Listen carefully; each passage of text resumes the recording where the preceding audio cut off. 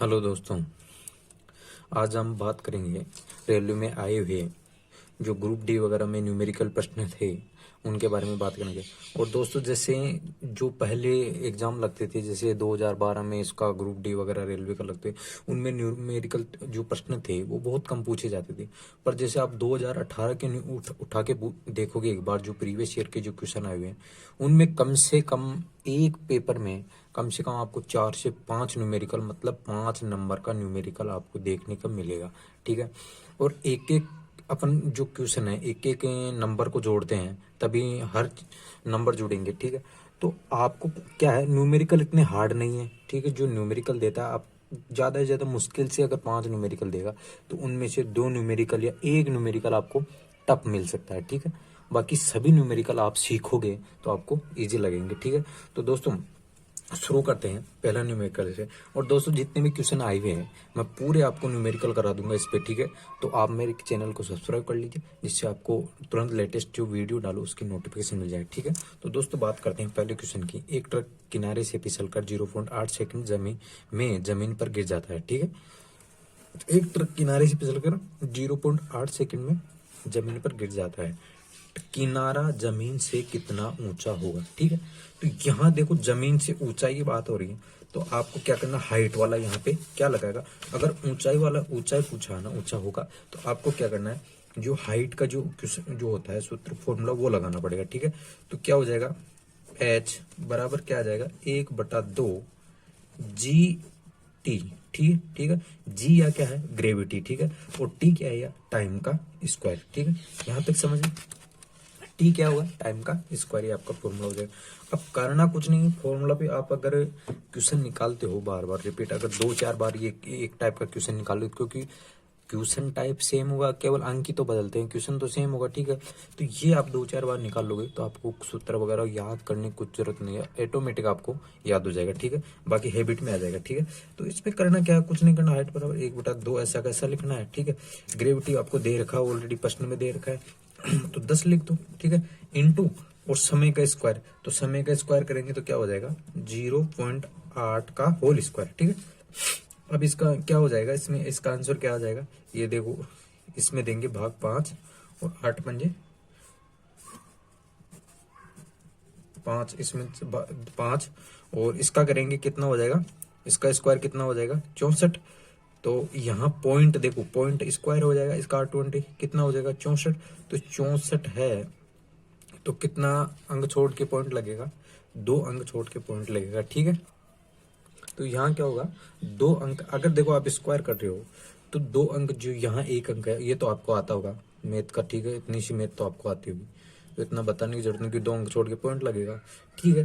तो पॉइंट 64 आपका स्क्वायर हो जाएगा। अब 5 से गुणा करेंगे तो कितना आ जाएगा, 3.2 मीटर आ जाएगा। ठीक है। 3.2 मीटर आपका आंसर आ जाएगा। ठीक है। तो ऊंचाई उसकी कितनी होगी, किनारे की 3.2 मीटर इसकी ऊंचाई होगी। ठीक है। अगला क्वेश्चन देखिए, क्वेश्चन नंबर 2 है, 10 ओम के प्रतिरोध। ठीक है। 10 ओम के प्रतिरोध में 0.5 एम्पियर की धारा प्रवाहित हो रही है। इस प्रतिरोध में से 1 मिनट में प्रवाहित होने वाले आवेश की मात्रा। ठीक है। अब यहाँ देखिए, अगर आपको पूछा आवेश, देखो आवेश पूछा है तो मेरे को बताओ, अगर कोई भी उसका आंसर आएगा तो वो किस में आएगा, गुलाम में आएगा ना। अगर पूछ रहा है, आवेश पूछ रहा है, क्योंकि आवेश की इकाई क्या होती है, कुलाम, तो इसका जो भी आंसर आएगा वो कुलाम में आएगा। ठीक है। तो ये पूछा भी है, साइंस में बहुत बार पूछा है कि आवेश की इकाई क्या होती है, तो कुलाम होती है। ठीक है। और आप प्रतिरोध जानते हो। ठीक है। तो यहाँ पे देखिए पूछा क्या है इस क्वेश्चन में, कि आवेश की मात्रा क्या होगी। ठीक है। तो आपको आवेश Q बराबर, Q का मतलब आवेश होता है। ठीक है। आवेश बराबर क्या होगा, I मतलब धारा इंटू टी, टी यानी समय। ठीक है। I इंटू धारा, तो यहाँ पे I क्या है, 0.5 धारा। ठीक है। 0.5 इंटू, ठीक है, इंटू टी कितना हो जाएगा, 1 मिनट दे रखा है तो उसको सेकंड में बदलेंगे। ठीक है। तो कितना हो जाएगा ये, ठीक है, 6×5 = 30, तो 300, और एक पॉइंट है तो पॉइंट लगानी, मतलब कहने का मतलब क्या है, 30 गुलाम, जो भी है 30 गुलाम क्या आ जाएगा, इसका आंसर आ जाएगा 30 गुलाम, इसका क्या आ जाएगा, आंसर आ जाएगा। ठीक। तो क्वेश्चन नंबर 3 देखिए, यदि एक आयरन जिस पर 1000 वाट अंकित है, ठीक है, मतलब एक बल्ब की बात हो रही है जिस पे 1000 वाट लिखा हुआ है, तो प्रतिदिन 3 घंटे चलाया जाता है, ठीक है, तो उसके द्वारा 30 दिन में प्रयुक्त कुल ऊर्जा KWH में, मतलब जो अपने ऊर्जा की जो शक्ति ऊर्जा होती है उसको किस में मापते हैं, जो घरेलू अपने जो ऊर्जा यूनिट है तो किलोवाट हावर में उसको मापते हैं, ठीक है। तो ये तो आपको समझ में। अब इसमें जो पूछा है कि 1000 वाट का बल्ब है, प्रतिदिन 3 घंटे चलाया जाता है और 30 दिनों में, मतलब एक महीना 30 दिन, मतलब 30 दिन की बात कर रहा है, 30 दिन में कितनी यूनिट जो ऊर्जा खर्च हो जाएगी, ठीक है। तो पहले तो ये देखिए कि 1 वाट, यहाँ देखिए 1000 वाट, ठीक है, 1000 वाट दे रखा है, तो 1 KWH बराबर क्या होता है, मेरे को ये बताओ। 1 किलोवाट घंटा बराबर क्या होता है, 3.6 इंटू 10 की घात 6, ठीक है। यहां तक आपको समझ में आ गया होगा। ये तो आपको पता होगा क्योंकि ये भी क्वेश्चन जो 3.6 इंटू 10 की घात 6, ठीक है, ये कई बार पूछा हुआ है, ठीक है। और ये होता किसमें है, इसकी जूल में आता है, ठीक है, जूल में आएगा, ठीक है। एक जो KWH है उसके बराबर क्या होगा, 3.6 इंटू 10 की घात 6 जूल, ठीक है। अब जो क्वेश्चन में पूछा है उसकी बात करते हैं अपन। मेरे को एक बात हम, अगर 1000 वाट दे रखा है, ठीक है, इसको आप 1 किलोवाट में लिख सकते हो, ठीक है। अब जो मैं बता रहा हूँ उसको ध्यान से देखो, छोटी छोटी बातें ऐसे लग रही होगी ठीक है आती है या नहीं आती, वो बात की बात, पर जैसे मान लो आपको पूछ ले 1 किलोवाट बराबर कितने वाट हावर होगा, ठीक है, कितने वाट घंटा होगा। तो किलो का मतलब क्या होता है, किलो का मतलब होता है 1000, ठीक है, किलो का मतलब क्या होता है 1000। तो इसको आप क्या लिख सकते हो, 1 KWH लिख सकते हो, ठीक है, 1000 वाट पर।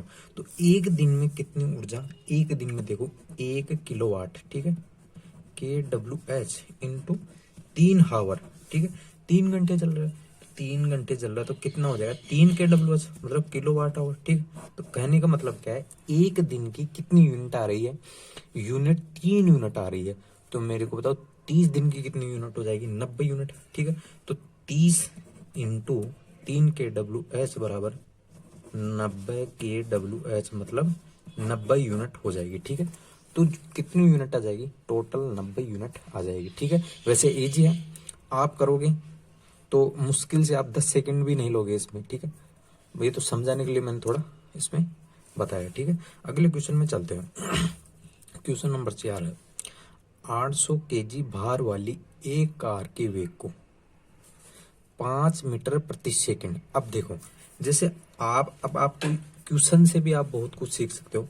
अगर वेग की बात करें कि वेग का जो मात्रक मान लो अगर दे रखा हो कि वेग की इकाई क्या होगी, तो मीटर प्रति सेकंड होगी ना, वेग की इकाई क्या होगी, मीटर प्रति सेकंड, ठीक है। तो ये भी पूछा हुआ क्वेश्चन है, ग्रुप डी पूछा हुआ है कई बार कि वेग की इकाई क्या होगी, ठीक है। तो इसमें देखिए 5 सेकंड से 5 मीटर प्रति सेकंड से 10 मीटर प्रति सेकंड बढ़ाने के लिए किया गया कार्य होगा।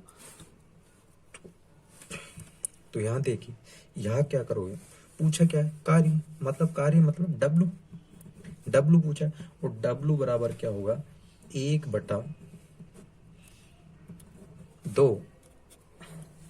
तो यहाँ क्या होगा, डब्लू बराबर क्या होगा किया गया कार्य को, ठीक है। तो डब्लू बराबर क्या होगा, 1/2 इंटू मास का मतलब क्या होगा यहाँ, द्रव्यमान, ठीक है।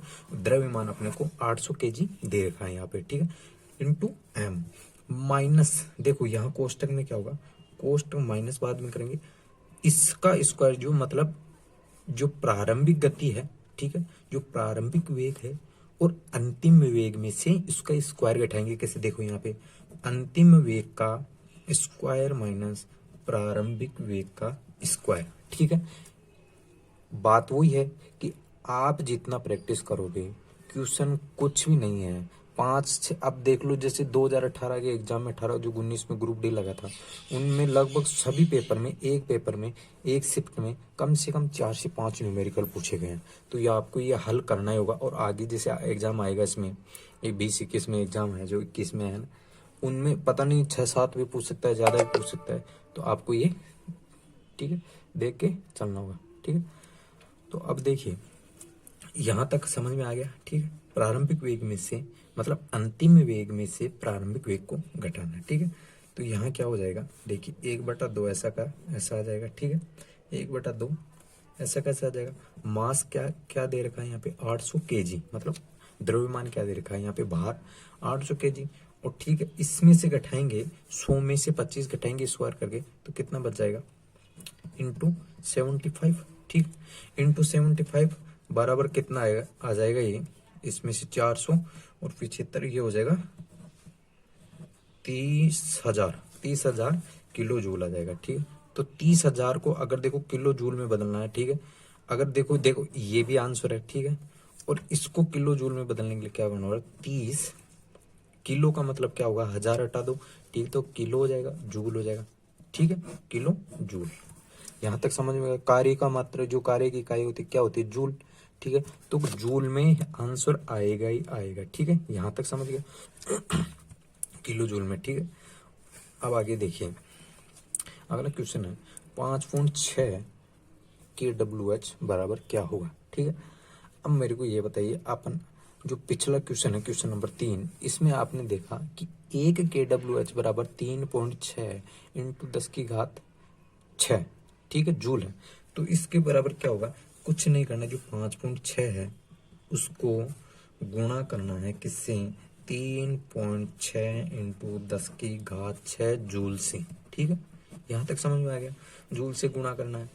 तो क्या आ जाएगा, ये देखिए इसको गुणा करेंगे तो ये हो जाएगा 6 20, ये आ जाएगा 20.16 इंटू 10⁶ जूल। ठीक है, क्या होगा 20.16 इंटू 10⁶ जूल, ऐसा कैसा आंसर आ जाएगा। ठीक है, यहाँ तक समझिए। क्वेश्चन नंबर 6 देखिए, क्वेश्चन नंबर 6 में है 80 किलोग्राम द्रव्यमान वाली एक वस्तु 60 मीटर प्रति सेकंड होना। ठीक है, अब मेरे को ये बताइए, यहाँ पे देखिए वेग होता है ना, वेग का जो मैंने अभी इकाई बताई, वो इकाई मैंने क्या बताई, मैंने इकाई बताई आपको मीटर प्रति सेकंड, ये बताई आपको। और आप अगर देखो यहाँ इकाई चेंज है। ठीक है, तो इकाई चेंज क्या है, अगर देखो ये रियल में है क्या, मीटर प्रति सेकंड ऐसे है। ठीक है, अब मैं अगर इसको ऊपर ले जाता हूं तो ये क्या हो जाएगा, इसके देखो कोई भी वस्तु के ऊपर घात, ऐसे मान लो इसके जो संख्या है या कुछ भी हो, इसके ऊपर कुछ भी नहीं है तो घात तो 1 है। इसका मतलब क्या है, जैसे 1 है तो इसका ऊपर घात 1 है, तो ये मीटर इंटू में लेंगे ना इसको, तो क्या हो जाएगा इंटू एस, इसके बराबर में आते माइनस का 1 लग जाएगा। ठीक है, तो इसमें कोई फर्क नहीं, एम मीटर सेकंड माइनस की 1 घात लग जाएगी। ठीक है, यहाँ तक तो आपको समझ में आ गया। अब क्वेश्चन की बात करते हैं कि क्वेश्चन में क्या पूछा, संवेग। अब मेरे को बताइए संवेग का मतलब क्या होता है, जो संवेग होता है उसका गुणा बराबर क्या होता है, m into V. M into मतलब द्रव्यमान गुणा वेग। ठीक है, द्रव्यमान गुणा वेग। और दोस्तों जो न्यूमेरिकल है इनका आप आंसर से ही मतलब मत रखो, मतलब जो आंसर है या इनको करने से, इनसे ये मतलब इनका जो इकाई होती है वो भी आपको ध्यान रखनी पड़ेगी। अब मेरे को बताओ, अगर संवेग का जो अगर मैं बात करूँ इकाई की बात, तो पता नहीं कितने बार पूछा हुआ है इसका। ठीक है, संवेग की इकाई कई बार पूछी। अब इकाई निकालते कैसे, मैं थोड़ा सा इसको बता देता हूँ आपको। जैसे द्रव्यमान का क्या होता है, केजी। भाई द्रव्यमान को जो इकाई क्या होती है, केजी। और वेग है तो वेग इंटू वेग का मतलब क्या होता है, ठीक है, दूरी गुणा दूरी बटा समय, यही होता है। वेग मतलब गति, तो इसका मतलब ये होता है। तो दूरी का मात्रक क्या होता है, मीटर, और इसका क्या होता है, सेकंड। तो ये ऐसे आ जाएगा केजी एम। अब आप इसको लिखना चाहो तो आप ऐसे भी लिख सकते हो, केजी एम बटा एस भी लिख सकते हो। और आपको आप इसे लिखना चाहो तो KG metre kilogram metre second, ऐसे भी आप इसको लिख सकते हो। ठीक है, यहाँ तक समझ में आ गया होगा। अब देखें, ये तो इसकी इकाई हो गई। ठीक है, मात्रा हो गई। आगे बात करते हैं, इसमें क्या दे रखा है इसका, तो इसमें कुछ भी नहीं करना, संवेग पूछा है। देखो यहाँ पे दे रखा है, ये सीधा सा कुछ नहीं लिखना। द्रव्यमान क्या है इस सूत्र में रखेंगे, ऐसा का द्रव्यमान क्या है 80 है। ठीक है, इंटू कितना दे रखा है इसको, एक वस्तु का वेग के साथ, ठीक है। वेग आपको डायरेक्ट दे रखा है तो ये हो जाएगा आपका वेग इनटू, ठीक है, तो मीटर प्रति सेकंड आ जाएगा, ठीक है। क्या हो जाएगा 8×6 = 48, तो 4800 kg। अब देखो, अब बात तो वही है कि मात्रक तो लगाना पड़ेगा। देखो संवेग का मात्रक आपको लगाना पड़ेगा, नहीं तो आपका गलत हो जाएगा। मीटर प्रति सेकंड लगा सकते हो, या वैसे जो मैंने बताया ऊपर जाके आप वैसे भी लगा सकते हो, ठीक है। तो दोस्तों आज के वीडियो में इतनी, और आपको वीडियो पसंद आए तो दोस्तों चैनल को सब्सक्राइब कीजिए और वीडियो को लाइक कीजिए। थैंक यू दोस्तों।